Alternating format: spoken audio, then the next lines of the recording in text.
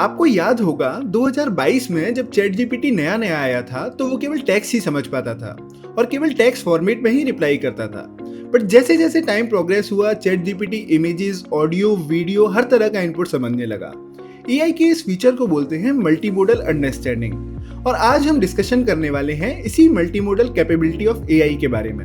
Multimodal का मतलब होता है understanding of multiple modes of communication like text, image, audio, video and multimodality in AI का मतलब होता है AI's capability of understanding multimodal information. चलिए अब हम समझते हैं कि एआई ये करता कैसे है। तो जैसे एआई टेक्स्ट को पहले टोकन्स में कन्वर्ट करता है देन एम्बेडिंग वेक्टर्स में, सेम उसी तरह AI other mode of modalities like image, audio, video इन सब को भी ऐसे ही पहले छोटे छोटे यूनिट्स में ब्रेक करता है एंड देन उन यूनिट्स को एम्बेडिंग वेक्टर्स में कन्वर्ट करता है, just like how AI did it for text.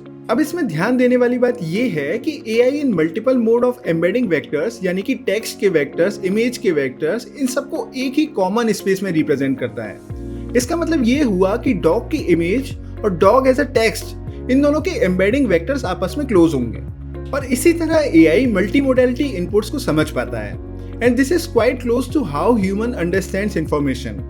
अब नेक्स्ट टाइम जब आप कभी चैट जीपीटी पर कोई स्क्रीनशॉट अपलोड करें और उस स्क्रीनशॉट से रिलेटेड कोई क्वेश्चन पूछें तो समझ जाइएगा कि एआई बिहाइंड द सीन आपके इनपुट को कैसे अंडरस्टैंड कर रहा है। चलिए अब ये तो बात हो गई मल्टी मॉडल इनपुट की।